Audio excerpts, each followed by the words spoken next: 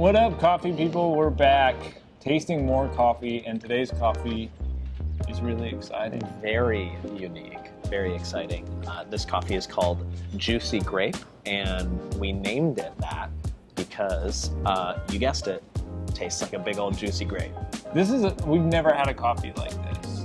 The dealio behind this, the kind of coffee this is co-fermented coffee.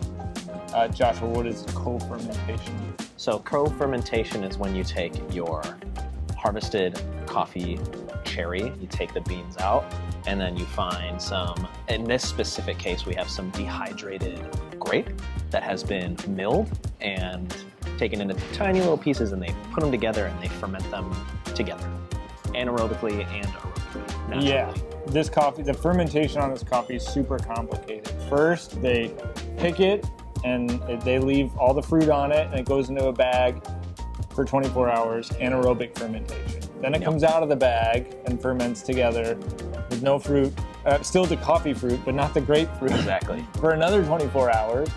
And then they remove the fruit from the coffee cherry, so now it's no longer a natural in the technical sense. Right. And they add the grape paraphernalia, and then it ferments for 5 days, and then it goes anaerobically. Right. Then they go through a 10-day drying process with like sun drying and mechanical drying all together. Yes. Whole big thing. Just checking my MySpace real quick.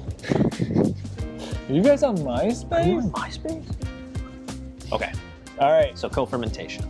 We know what it is. We covered it. It's from Colombia. Yeah, from the San way. Odolfo farm. We love the coffees that we get from San Odolfo. Shout out Brian. Yes. All right, let's taste it. Clink. Even the nose, when you open the coffee bag, particularly when you grind it, fills the room with this grapey essence, which I was telling Joshua, I'm not sure, like given that they use dried grapes in this co-fermentation, how the coffee itself still tastes so much like grape. Yeah. Like grape Big League Chew. Yeah, I was thinking like Kool-Aid, like it took me right back to summertime, back when I was a kid, and those Kool-Aids that have the like little twist top. It's got that like almost Concord grape flavor to it, and it just like a lot of times when we talk about the flavors that we're getting in coffee, we more talk about like the post-nasal, like the essence that we get from it, but this is like an actual taste. Because of the co-fermentation, we're getting the flavor of that grape in the coffee. So yeah, so if that sounds like something you're into, which I mean, hand up, I am into this. I am pro co-fermentation. Yes. And very funky. Yeah, it's very like Eric, our director of coffee and founder. He was very like, yeah, it's gonna be interesting. Like we'll see if people like it. Like if you like grape flavor. And you like it natural, because it's a very natural process. Yes. There's no, I mean, it's not natural to co-ferment, but it's not like the addition of chemicals or artificial flavors. It's actual grape.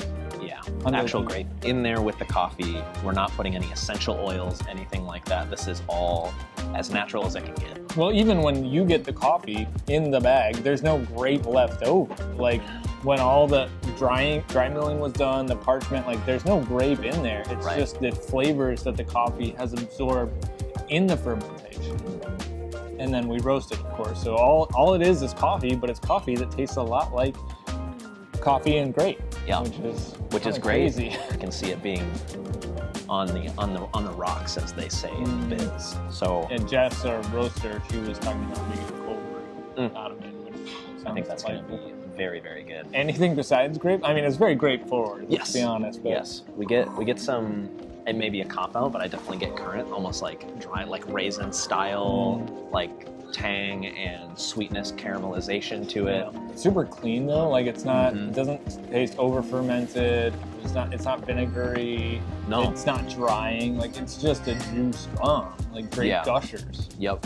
A lot of times when you get different flavors like this in a coffee, it can be a little bit overpowering, but this I feel like has given space for the coffee and the grape to both shine on like a very even level. And I love it. I think it's delicious. Same. You can get it now at stonecreekcoffee.com and in our cafes. So We only have like 2 bags of it though, not like 2 12-ounce bags, 2 150-pound bags. So that means it's going to be gone in a matter of days. So if this sounds interesting to you, you better get amongst it. Later.